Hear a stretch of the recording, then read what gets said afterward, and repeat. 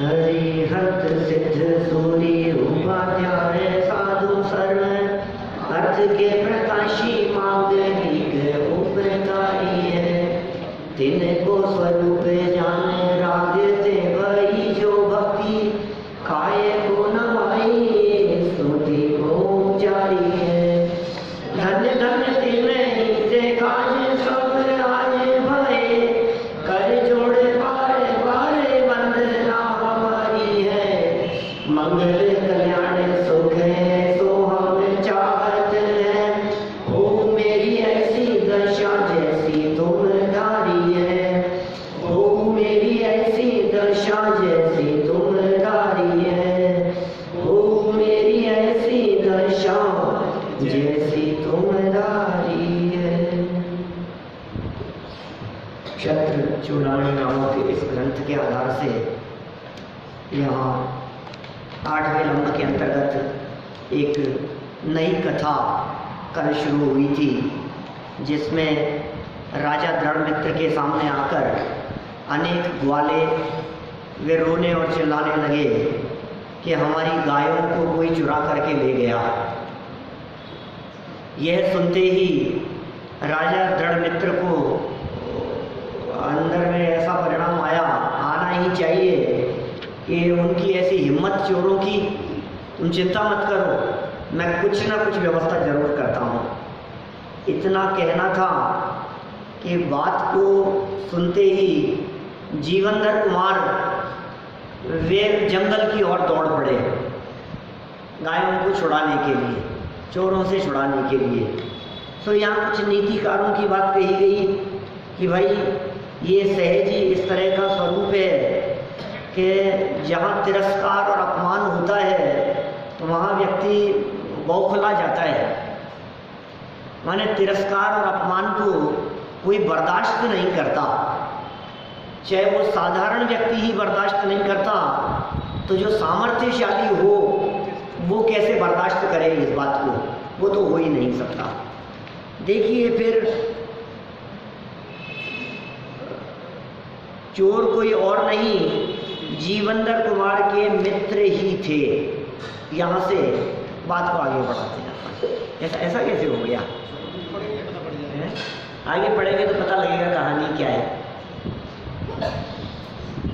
दस्य गोपी गवां तत्र मित्रान्वेया भवन विभो वेदोगवेशिभिर्भाग्ये रत्नं चापि लभ्यते। वहाँ गायों को पकड़वाने चोर भी जीवनधर कुमार के मित्र ही थे। गायों को पकड़ने वाले चोर भी जीवनधर कुमार के मित्र ही थे। निश्चय से सद्भाग्य का उदय होने पर लकड़ी ढूंढने वालों को भी रत्न मिल जाता है। ये क्या कहाँ से नीतियाँ लेकर के आते हैं। सच में जिसका भाग्योदय होना हो वो काम करना चाहे इतना सा और मिल जाता है इतना, ऐसा हो जाता है। अपन ने कल्पना भी न की हो ऐसा कार्य सहज ही हो जाता है। अरे तो भाग्य की बात है। मैंने बताया था ना एक बार आपको, मेरे कुछ शेयर्स पड़े थे पुराने, 1000-2000 उनकी कीमत थी और वो तो डूब ही गए थे, कोई मतलब ही नहीं था उनसे। तो 1995 के रखे हुए थे सब और अचानक ही ऐसा हुआ कि कोई मिले मेरे को और बतलाया ऐसा और फिर देखा उनकी कीमत वगैरह और सब कुछ, तो 1,68,000 रुपये मिले उसके। हाँ नहीं आ भी गया, पैसा भी आ गया था। 2 साल पुरानी घटना है। उम्मीद भी, वही तो मैं कह रहा हूँ, रंच मात्र भी उम्मीद नहीं, कल्पना भी नहीं, उसका कोई विचार विकल्प भी नहीं, तो सोचा भी नहीं था कि ऐसा कुछ हो सकता है। ये ऐसा हो जाता है ऐसे ही।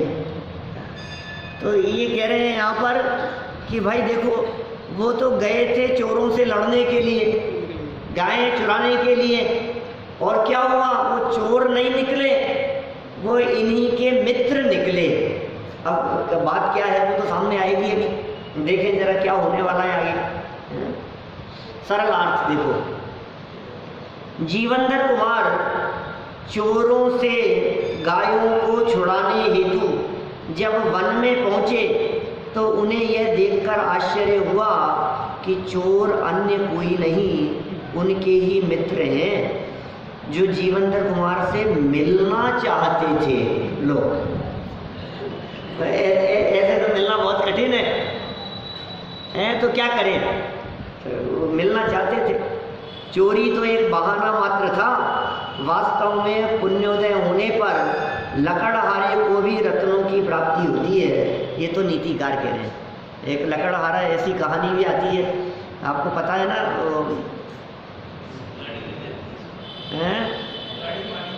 हाँ, कुल्हाड़ी पानी में गिर गई थी।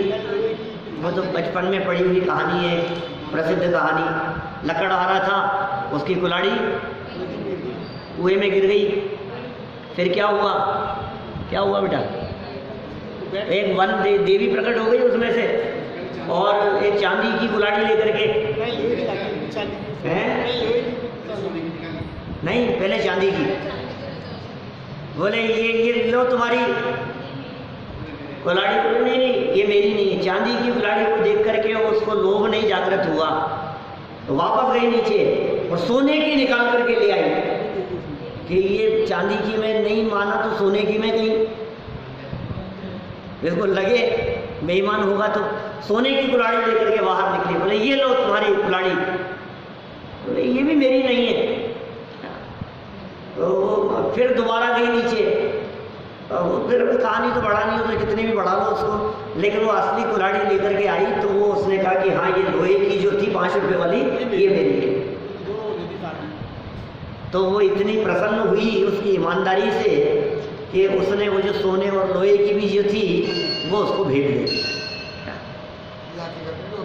हैं हकीकत में देखिए रहे हैं तो, लेकिन वो हकीकत में होता तो है, लेकिन आपका भाग्योदय चाहिए। भाग्य यदि उदय होगा तो कुछ भी हो जाता है, ये समझ लो आप। भाग्य उदय हो तो आप 2 पैसे खर्च नहीं करो और आपके घर गाड़ी आकर के खड़ी हो जाए। भाग्योदय यदि हो, कुछ भी हो सकता है, आप कल्पना नहीं कर सकते हो आप क्या क्या हो सकता है। ये सब भाग्य की बात है, लेकिन ऐसा नहीं है। दुनिया ऐसा समझती है कि उसको सोने और चांदी की कुल्हाड़ी मुफ्त में मिल गई। कुछ भी मुफ्त में नहीं होता है इस दुनिया में, मुफ्त में कुछ नहीं है सब।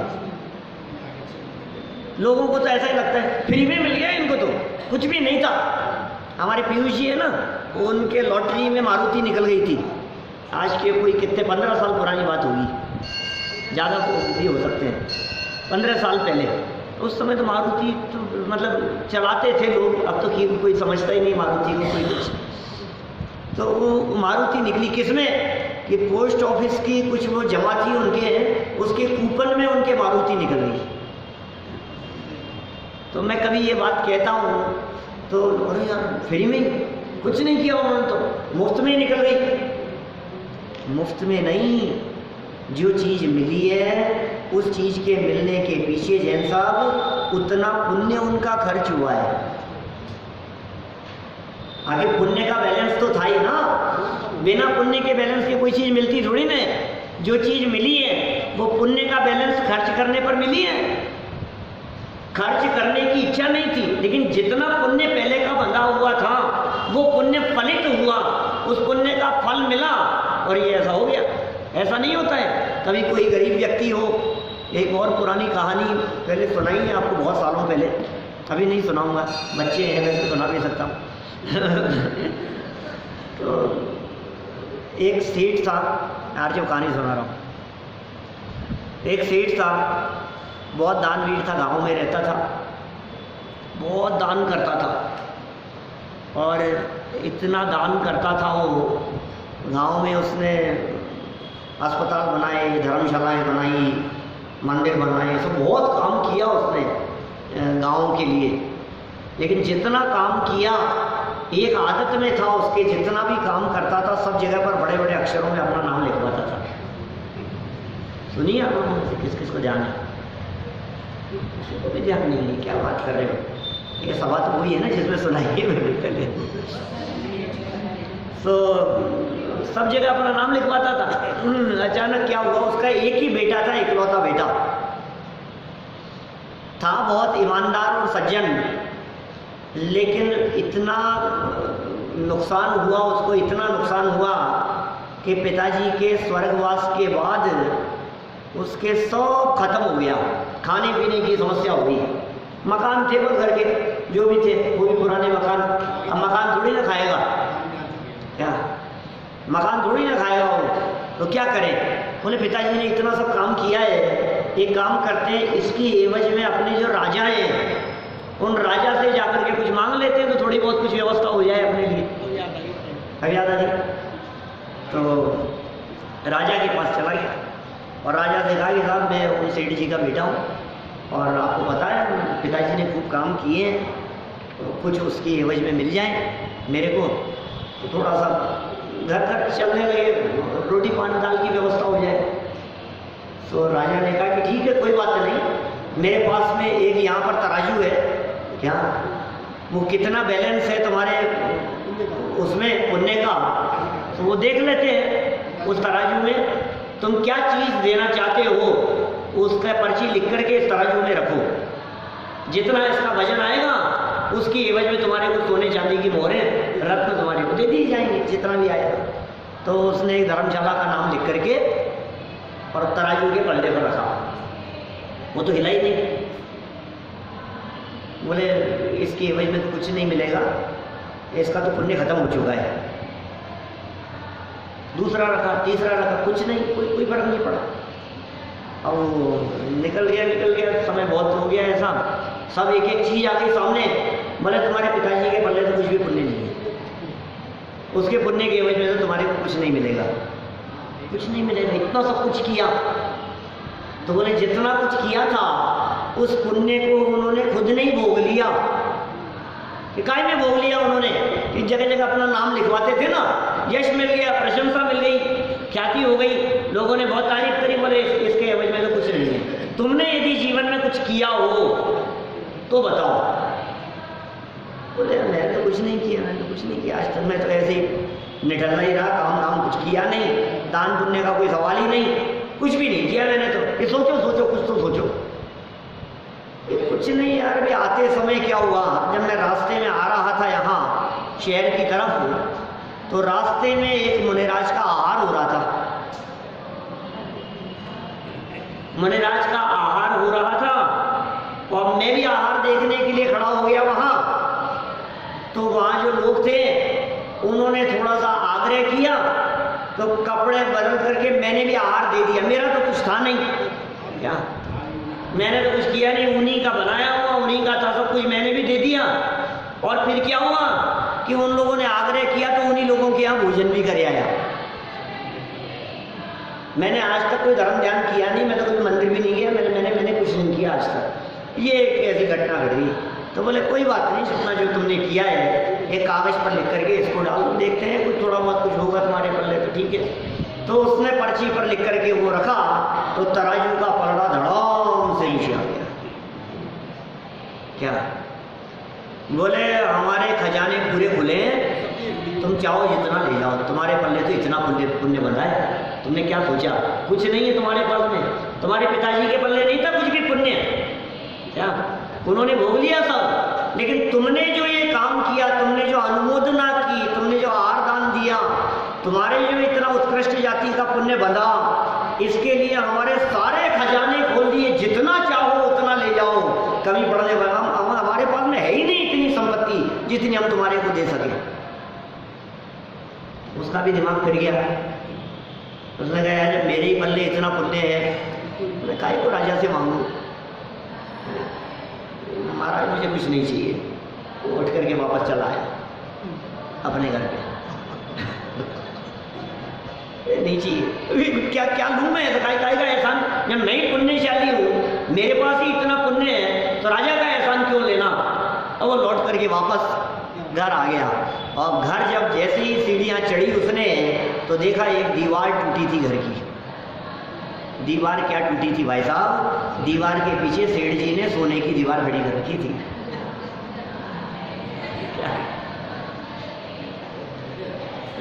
सेठ जी ने इतना लेकिन अपने दीवार के पीछे सोना इतना खड़ा कर रखा था। कहने का मतलब यह है कि यदि आपके पुण्य का योग होगा तो किसी से मांगने की जरूरत नहीं है। दीवार भी घर की टूटेगी तो उसके पीछे सोना निकल जाएगा।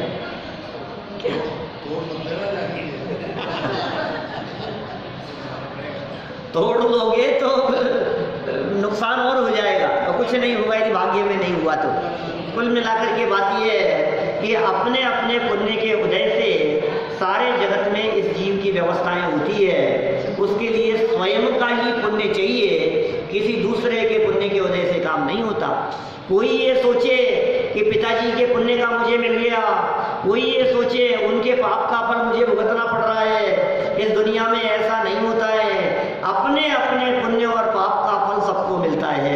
यहाँ व्यक्तिगत चीज है, सबके खाते अलग अलग हैं, सबके अकाउंट्स अलग अलग हैं, किसी का किसी से कुछ लेना देना नहीं है।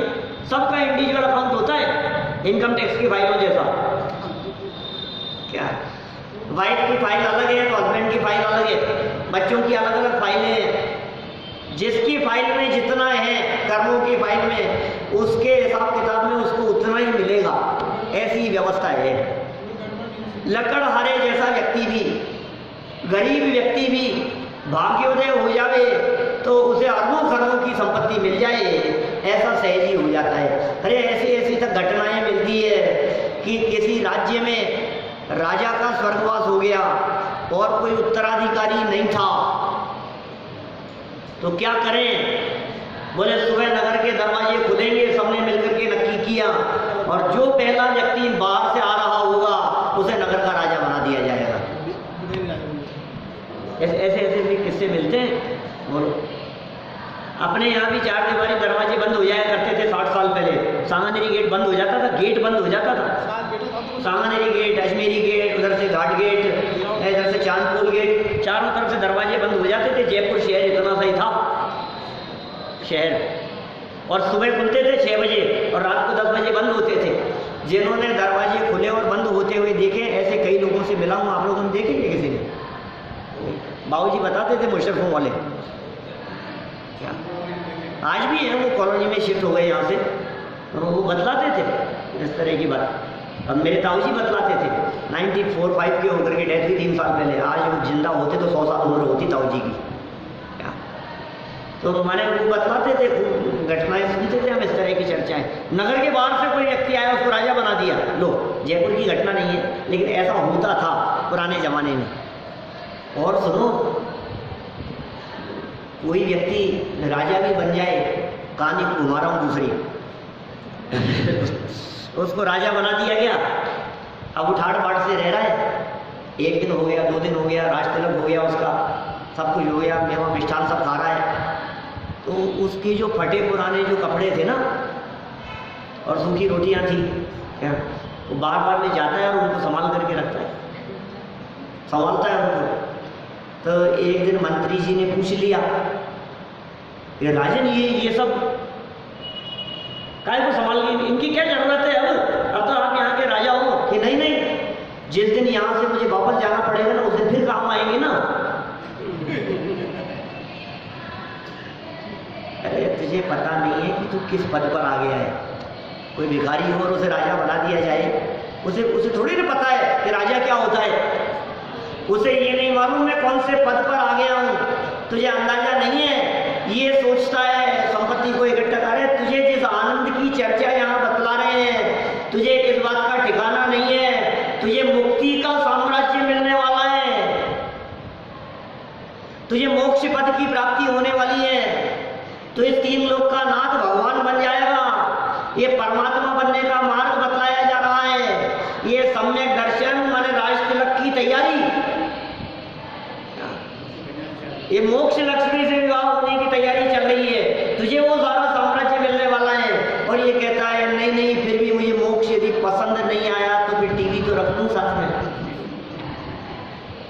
अरे मूर्ख, तुझे पता है तू टीवी की बात सोच रहा है, वहां ज्ञान में ऐसा टीवा लगा हुआ है कि सारा मोक्ष लगता है। अनादि अनंत सारी मूवी दिखती है उसमें। तू कौन सी पिक्चर देखने की बात कर रहा है? तेरे को मोबाइल चाहिए, तेरे को इंटरनेट चाहिए। नहीं नहीं, फिर भी गूगल तो चाहिएगा ना, मतलब कुछ तो इंटरनेट फैसिलिटी है। तो इंटरनेट फैसिलिटी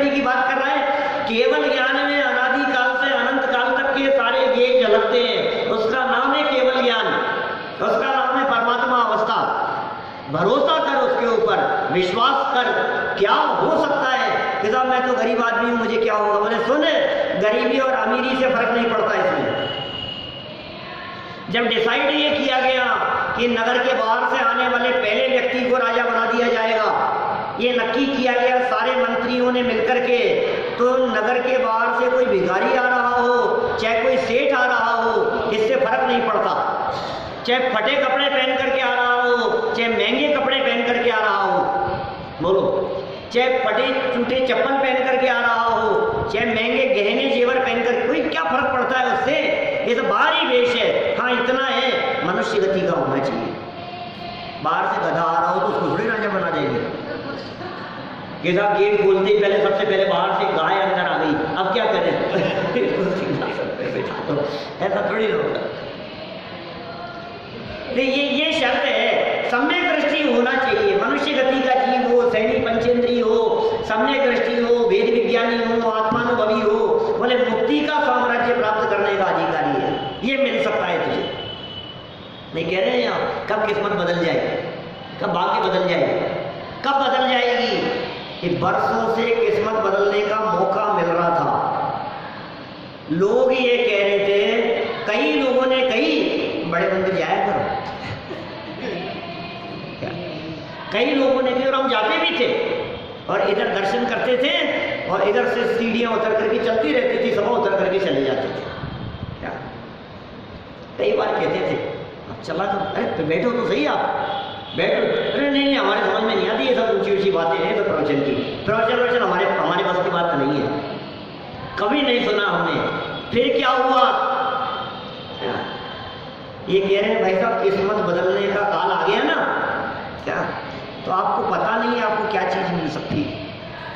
अब आप कहो साहब हमें तो आते हुए 2-5 साल हो गए, आज तक तो कोई पैसा मिला नहीं कोई पुराना गड़ा हुआ धन मिला नहीं।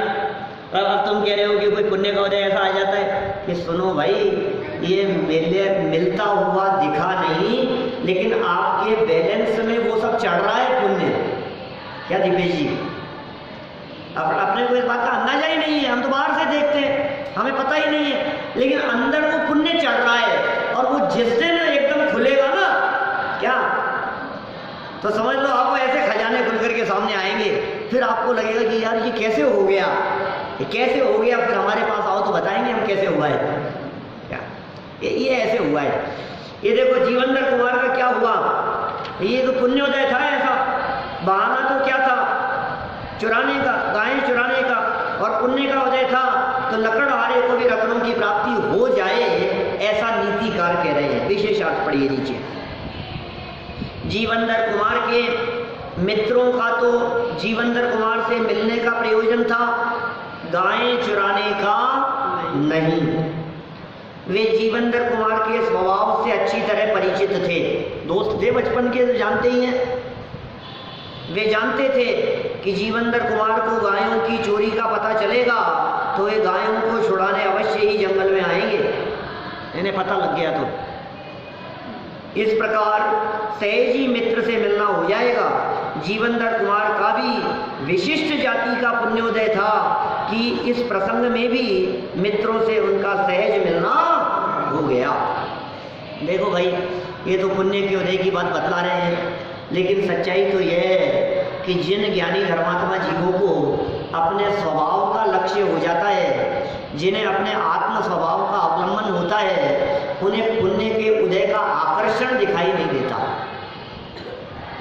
ये पुण्य का उदय तुम्हें संपत्ति दिला सकता है, ये पुण्य का उदय तुम्हें वैभव दिला सकता है, ये पुण्य का उदय तुम्हें बाह्य अनुकूलताएं दिला सकता है, लेकिन बाहर में सुख है नहीं ना। हमने जिस सुख का अनुभव किया है अंदर में, उस सुख की पूर्णता के लिए ये बाहर में पुण्य का उदय नहीं चाहिए, बल्कि पुण्य के उदय से प्राप्त वैभव और संपत्ति को छोड़ करके वन का रास्ता चाहिए, दीक्षा का मार्ग अंगीकार करना है। ये समझता है ज्ञानी जीव। सच्चे सुख के प्राप्ति का मार्ग ये पुण्य के उदय से नहीं मिलता, ये पुरुषार्थ से मिलता है। सच्चा सुख बाहर में नहीं है। मैं कभी कभी कहता हूं ऐसा, कितना धन इकट्ठा हो जाए कि व्यक्ति टेंशन फ्री हो जाए। हाँ, ये पुण्य तो घास के बराबर है।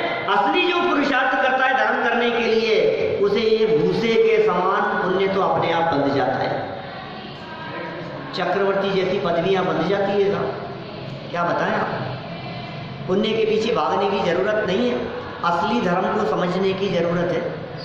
जो सच्चा धर्म समझते हैं और धर्म को समझकर जीवन में उतारने का प्रयास करते हैं, अरे पुण्य तो सेकेंडरी चीज है, पुण्य को समझ, क्या दम है इसमें, मिल जाएगा। ये सुखी करने में समर्थ नहीं है। वो अर्घ की पंक्तियां हैं ना दादा के पूजन की, बहुमूल्य जगत का वैभव यह, क्या हमको सुखी बना सकता, आगे, अरे पूर्णता पाने में क्या इसकी है आवश्यकता। बोलो, कभी किए पूजन? मुझे कभी ऐसा भी लगता है कि कौन सा विधान चल रहा है, 20 से 15 विधान बोले कारण, ये पूरा होने के बाद कभी कभी ये पूजाएं भी रोजाना की जाए। माने एक बार ऐसा भी कुछ चलाया जाए कि 3-3 दिन करें एक एक पूजा को, जिससे वो शब्द जो है ना, जिन्होंने की नहीं है कभी पूजन, जैन साहब जैसे, तो उनको ये इन पूजनों के शब्द थोड़े से कभी, या वीक में एक दिन, महीने भर तक ऐसा करो, वीक में एक दिन ये वाला पूजन करेंगे। 7 पूजनें ले लो जो प्रमुख पूजाएं हैं, मंडे से लेकर के और संडे तक 7 दिन तक अलग अलग ये पूजाएं करी, ऐसा 1 महीने चलाओ, फिर भले जो भी करना हो उसको करो, लेकिन ये कम से कम 5-7-10 बार ये पूजा करो, तो आपको इन पूजाओं के भाव, इन पूजाओं की पंक्तियां और इनका रहस्य वो ख्याल में आएगा। बहुत मर्म भरा हुआ है। अभी तो क्या होता है, वो विधान चलता है ना, वो पंक्तियां याद नहीं होती, वो तो करके निकल गए अपन तो आगे, फिर 5-7-10 साल में कभी वो लाइन दोबारा पढ़ेंगे, तो फिर वो शब्द जो दिमाग में गूंजने चाहिए वो नहीं हो पाता। क्या दीपेश जी, बहुत गजब की पूजाएं हैं, एक एक लाइन इतनी गजब की है। पूजा तो पूजा है, उसमें क्या है, किसी की भी लिखी हुई हो। आज जो भी हम पूजाएं करते हैं हमारी पूजन की किताबों में, चाहे पूजा पाठ संग्रह हो, चाहे पूजन प्रदीप हो, चाहे जो भी किताब है, उसमें जो भी हम करते हैं नित्य नियम पूजन संग्रह है, तो वो पूजाएं 50 साल पहले लिखी है किसी ने 70 साल पहले लिखी है, किसी ने 80 साल पहले लिखी है, और क्या है, इससे ज़्यादा कहाँ मिलती है। दयानंद राय जी की मिलती है, बुधरलाल जी की मिलती है पूजन, वृंदावन दास जी की मिलती है पुरानी पूजाओं में, तो बदल बदल करके करो, आनंद आएगा। लाइन क्या बोली मैंने, बहुमूल्य जगत का वैभव यह, क्या हमको सुखी बना सकता, प्रश्न चिन्ह खड़ा कर दिया पहली लाइन पर। सारे जगत का बहुमूल्य वैभव, निर्णय करना, विचार करना, क्या ये हमको सुखी बना सकता है क्या? जिनके पास ज्यादा धन इकट्ठा होगा क्या वे ज्यादा सुखी हो जाएंगे? जिनके पास में ज्यादा संपत्ति होगी क्या वे ज्यादा सुखी हो जाएंगे? क्या सुख का मापदंड धन से हुआ करता है? ऐसा नहीं है, इस गलत फहमी में मत रहना। सुख का संबंध धन से नहीं है, सुख का संबंध अंतर से है, सुख का संबंध ज्ञान से है। एक बात के ध्यान रखना है कि हमेशा ज्यों ज्यों ज्ञान बढ़ता है त्यों त्यों सुख बढ़ता है। ख्याल में आ रही है बात? साध्य ज्ञान जैसे जैसे बढ़ता जाएगा ना वैसे वैसे सुख बढ़ता जाएगा, ये फॉर्मूला है। लौकिक ज्ञान भी जैसे जैसे बढ़ता है वैसे आनंद आता जाता है। आपकी किताबों का ज्ञान है ना, स्कूल में पढ़ते हैं, क्लास 5th में पढ़ते हो, चाहे 7th में पढ़ते हो, चाहे 9th में हो, 10th में हो, जो भी आपकी क्लास में पढ़ते हो, आपको अपने सब्जेक्ट के बारे में जैसे जैसे ज्ञान बढ़ता जाएगा, मैथ्स के सवाल है, अब आपको जैसे जैसे वो सॉल्व करना आ गया वैसे वैसे आपको खुशी होती है, आपका आनंद आता है। आपको कोई क्वेश्चन दिया गया, वो क्वेश्चन सॉल्व करने में आपको 5 मिनट लगे क्या, और आपके क्लास वाले सब बैठे हुए हैं, सबको 5 मिनट लग रहे हैं करने में, और आपने क्वेश्चन सुना और ऐसे जवाब बता दिया, तो देखो आप कैसे उछलते हो। समझ में आ रही है बात? माने ज्ञान के साथ में सुख का संबंध है। आज जब कोई भी ज्ञान हो, ज्ञान कभी भी नुकसानदायक नहीं होता, इसलिए जितना संभव हो सके ज्ञान प्राप्त करने के क्षेत्र में निरंतर जागरूक रहना चाहिए, सावधान रहना चाहिए। चाहे वो कहीं से भी मिले ज्ञान, वो था ना रेंचो, कौन था? हैं? कौन था भाई? रेंचो को नहीं जानते आप लोग?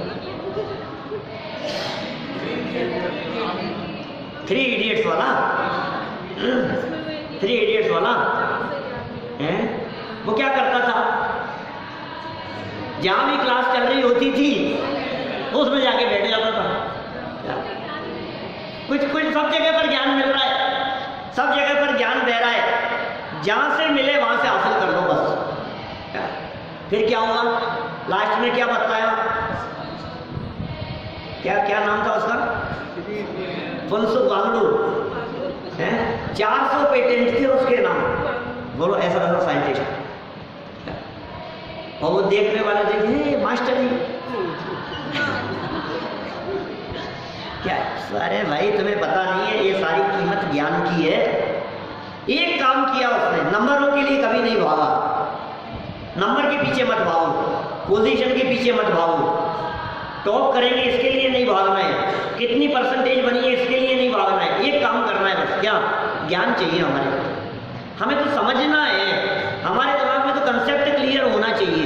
ये चीज हमने समझ ली ना, आपका ज्ञान बढ़ता चला जाएगा, ज्ञान बढ़ेगा तो आनंद बढ़ता चला जाएगा। ये तो मैंने लौकिक में कही है बात।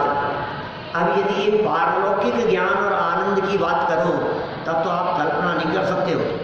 सुख पावे संतोषी प्राणी, जैसे भेद विज्ञान होता है ना, इसमें सुख नहीं है, इसमें आनंद नहीं है, तो फिर जो आनंद आता है ना अंदर का, वो आनंद कुछ अद्भुत है। वो वही आनंद है जिसकी मैंने कल बात कही थी, वही भगवान महावीर वाला है, वही भगवान वाला वो आनंद। कैसी बात कर रहे हो आप? वो आनंद मिलता है। ये बात ही भी गजब की है। तो चलो देखो क्या कह रहे हैं अपन, कहाँ तक पहुँच गए? यहाँ मित्र मिल गए, सहज ही ऐसा आनंद आ गया। दोस्त मिलते तो आनंद तो आता ही है ना। ये आनंद भी आपके ज्ञान का है, राग मिश्रित ज्ञान का आनंद है। क्या चिट्ठी आती है, कैसे खुश हो गया बताओ? तो क्या हुआ? थोड़ा सा ज्ञान हुआ ना, वापस पता लगा ना, खुश हो जाता है व्यक्ति। आपके फील्ड में भैया, आपको यदि नॉलेज है अपने फील्ड की, आपको यदि नॉलेज है ज्वेलरी की, आपको यदि नॉलेज है कपड़े की, क्या आपको जो फर्नीचर की नॉलेज है, आपको ज़मीनों की नॉलेज है, तो फिर आप देखो उसका बेनिफिट मिलता है, आनंद मिलता है। किसी भी फील्ड में चले जाओ आप, आपके ज्ञान का लाभ मिलता है। ज्ञान नहीं है तो लाभ नहीं है। जितना ज्ञान होगा, ज्ञान हो और कषाय नहीं हो, कषाय मंद हो, तो फिर सोने पे सुहागा जैसा। मित्र मिलन का सहज आनंद। क्या मित्र तो मिलन की तो बात ही कुछ और है, चेहरे खिल जाते हैं साहब। पुराने दोस्त मिल जाए, मान लो 20 साल पहले, 25 साल पहले, कभी 25 साल पहले कॉलेज में साथ में पढ़ते थे, अभी साथ में मिल गए, तो फिर देखो आप कैसे घंटों निकल जाते हैं बातें करने में। कब रात को 12 बज जाते पता ही नहीं लगता है, 12-1 बज जाए, और पुराने हो, दूसरे शहर से आए हो, फिर तो पुरानी बातें, अरे ऐसा और सब। देखें जरा, ये भी कुछ बात करते हैं क्या? मित्र मिलन का आनंद देखें जरा। समोभूत स्वामी मित्रेषु स्नेहश्चान्योन्य वीक्षणात्, एक कोटि गत स्नेहो जडानां खलु चेष्टितम्। एक दूसरे को देखने से जीवनधर कुमार और उनके मित्रों में एक सरीखा प्रेम उत्पन्न हो गया। चेहरे खिल गए, बत्ती सी खिल गई, मुस्कुराहट दिखाई देने लगी। क्या जब 4 मिले 64 खिले, और 20 मिले कर जोड़, और मित्रों ऐसे मिलन थे हर्षत 7 करोड़। जैन साहब सुना है ना? नहीं सुना? नहीं सुना? राजेश जी आपने नहीं सुना? नहीं समझ में आया? तूने तो सुना है बेटा, तूने भी नहीं सुना? नहीं, वही है। चल, तो क्या कह रहा हूं मैं? 4 मिले, 2 और 2 4। जैसे 4 आंखें मिल गई ना, 4 मिले तो क्या होता है? जैसे ही निगाहें मिली जावड़ा जी साहब 64 खिले, 32 इधर की और 32 उधर की। जैसे ही 4 मिल गए और मिलते ही क्या हुआ, एकदम चेहरा खिल गया। अजी भैया 4 मिलते ही 64 क्या चीज है, 32 ही यहाँ की और 32 वहाँ के, तो 4 मिले 64 खिले। और फिर क्या हुआ, 20 मिले कर जोड़, कर माने हाथ, 5 और 5 10 तो इधर के और 10 जय जिनेंद्र। क्या हुआ, 4 मिले 64 खिले और 20 मिले कर जोड़। और मित्रों ऐसे मिलन थे हर्षत 7 करोड़, 3.5 करोड़ रोम रोम पुलकित हो जाए इधर और रोम रोम प्रसन्न हो गया सामने। क्या साधर्मियों का मिलन होता है और जय जिनेंद्र की जब मुद्रा होती है, आंखें मिलते ही चेहरा खिल जाता है, हाथ जोड़ के जय जिनेंद्र होता है और रोम रोम प्रसन्न हो जाता है। और क्या बात है, ऐसा आनंद, यह आनंद आ गया। किसको किससे आनंद आ गया, वो जीवनधर कुमार ने मित्रों को देखा और मित्रों ने जीवनधर कुमार को देखा और दोनों के हृदय में एक साथ आनंद उत्पन्न हुआ। नीतिकार क्या कह रहे हैं, 1 कोटि को प्राप्त स्नेह अर्थात एक तरफा प्रीति मूर्खों की चेष्टा है, बुद्धिमानों की प्रीति इस प्रकार नहीं होती है। क्या 1 कोटि मतलब एक तरफ, एक साइड प्यार है। क्या ये मूर्खों की होती है कि साहब मैं तो बहुत चाहता हूँ कि वो वो उनका पता नहीं मेरे को, अरे मूर्ख संत ऐसे ऐसे थोड़ी। ये नीतिकार कह रहे हैं, मैं नहीं कह रहा हूँ, मैं कौन कहने वाला। ये साहित्यकार क्या बात कह रहे हैं, 1 कोटि का प्राप्त स्नेह माने एक तरफ की प्रीति, सिंगल साइड। ये मूर्खों की चेष्टा है, बुद्धिमानों की प्रीति इस प्रकार नहीं होती। आप जो कुछ भी समझ रहे हो, लेकिन मैं ये समझाना चाह रहा हूं कि आपकी शरीर के प्रति प्रीति एक तरफा प्रीति है। क्या इस शरीर के प्रति अपनापन है ना दिखने से, ये मैं हूं, अरे ये तो मेरा ही है, कितना अपनापन है शरीर के प्रति। अब शरीर तुम्हारे प्रति अपनापन करता है कि नहीं, ये बताओ। शरीर तुम्हारे को अपना मानता है कि नहीं, कि शरीर तो जड़ है, वो तो कुछ नहीं मानता है। तो बोले मूर्खों की प्रीति होती है एक तरफा। क्या समझा रहे हैं, तुम्हारी धन के प्रति यदि प्रीति है, धन को तुमसे कितना राग है ये बताओ। धन चले जाने पर तुम रोते हो, तुम्हारे चले जाने पर धन कितना आंसू बहाएगा ये बताओ। क्या कुछ नहीं। मकान के टूट जाने पर तुम फूट फूट के रोते हो, क्या तुम्हारे मर जाने पर ये मकान कितना रोएगा कि मेरा मालिक मुझे छोड़ के चला गया, रोएगा। हमारी जो ये प्रीति है, ये नीतिकार समझा रहे हैं, ये कह रहे हैं सुनो, धन के प्रति तुम्हारी प्रीति, संपत्ति के प्रति तुम्हारी प्रीति, देह के प्रति तुम्हारा अपनापन, ये एक तरफा है। और ये एक तरफा प्रीति मूर्खों की चेष्टा है, बुद्धिमानों की प्रीति इस प्रकार नहीं होती। एक तरफा प्रीति नहीं करते। ये बात तो हमने बतलाई, ये तो कह रहे हैं मूर्ख लोग नहीं करते। सच में आपकी प्रीति उनके प्रति ही शोभती है जिनके मन में आपके प्रति प्रीति हो। नहीं तो जगत में ऐसा देखा जाता है, एक तरफा प्रीति करने वाले रोते ही रहते हैं जिंदगी भर। तो रोते ही रहोगे और कुछ हासिल होने वाला नहीं। अगले को पता ही नहीं है अब क्या करें। तो अगले को पता नहीं है तो बता दो, बताने की बात ही नहीं है।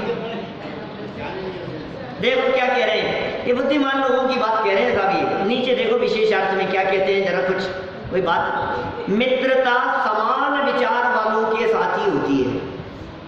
विचारों में तो समानता हो, विचारों में समानता नहीं हो तो मित्रता भी शोभती नहीं है। इसलिए सरलाट नहीं पढ़ा क्या बने, सरलाट पढ़ा। एक दूसरे को परस्पर आंखों से देखने मात्र से ही जीवंदर कुमार और उनके मित्रों में एक जैसा आनंद और प्रेम उत्पन्न हुआ, क्योंकि एकांगी अर्थात एक तरफा प्रीति मूर्ख ही करते हैं, बुद्धिमान नहीं। विशेषार्थ, मित्रता समान विचार वालों के साथ ही होती है। सामने वाला व्यक्ति निस्वार्थ भाव से मेरे ऊपर प्रीति परिणाम रखता है या नहीं, संकट के समय काम आएगा या नहीं, इसी प्रकार भली प्रकार से सोच विचार कर ही मित्रता करना बुद्धिमानों का काम होता है।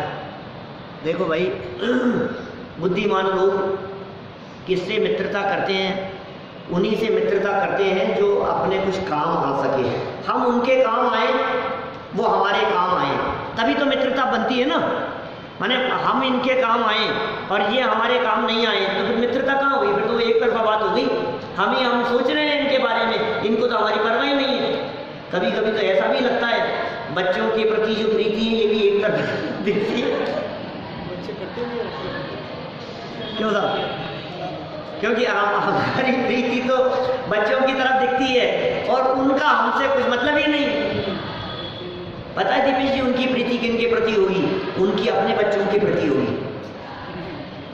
ये अवसर्पणी काल है, यहाँ जो प्रीति का भाव है ये नीचे नीचे की तरफ चलता है। ये नीचे ऐसे डाउन चलता ही, ऊपर वालों को नीचे वालों की, नीचे वाले ऊपर वालों की तरफ प्रीति नहीं करते। ऐसा जगत का स्वरूप है। लेकिन तो भी इन्होंने यहाँ समझदार और बुद्धिमानों के बारे में ये कहा कि संकट के समय कौन हमारा सहयोग करेगा, ये सोच विचार कर बुद्धिमान व्यक्तियों से मित्रता की जाती है। मूर्ख व्यक्ति अपनी स्वार्थ की सिद्धि के लिए किसी से भी मित्रता प्रकट करने लगता है, ये मूर्ख है। अपनी स्वार्थ सिद्धि के लिए ये किसी से भी मित्रता प्रकट करेगा, तो खैर ये मूर्खों की बात है। तो इस तरह अपन ने ये कौन के प्रति प्रीति होनी चाहिए और किसके प्रति नहीं होनी चाहिए, इस संबंध में कुछ बात यहाँ पढ़ी। बुद्धिमान लोग कैसे होते हैं, साधर्मियों के प्रति प्रीति किस प्रकार की होती है, जो सहजी प्रसन्नता का भाव हृदय में होवे और इसके साथ साथ एक तरफा प्रीति चूंकि दुख देने वाली है, इसलिए शरीर के प्रति प्रीति ये अत्यंत दुख देने वाली ही होगी, क्योंकि जैसे जैसे अंत समय नजदीक आएगा वैसे वैसे इस शरीर को तो बिगड़ना ही है। ये तो जवाब देगा। कान काम नहीं करेंगे, आंखें काम नहीं करेगी, घुटने जवाब दे देंगे, उठा बैठा नहीं जाएगा, चला फिरा नहीं जाएगा। ये सब स्थितियां धीरे धीरे बनेगी, ऐसी परिस्थितियां। और आपकी जितनी इसके प्रति प्रीति होगी उतना आप दुख भुगतेंगे, कष्ट पाएंगे। और जहाँ वेद विज्ञान होगा कि ये शरीर मेरा है नहीं, ये तो भिन्न है, ये कल जाता हो तो आज जाए, मुझे क्या फर्क पड़ता है, ऐसा विचार जिसके हृदय में होगा वो कष्ट नहीं पाएगा। तो इसलिए सम्यक विचार और चिंतन पूर्वक हम अपना काल व्यतीत करें और निरंतर वेद विज्ञान का अभ्यास करने का प्रयास करें। इसी भावना से मैं बात को यहीं विराम।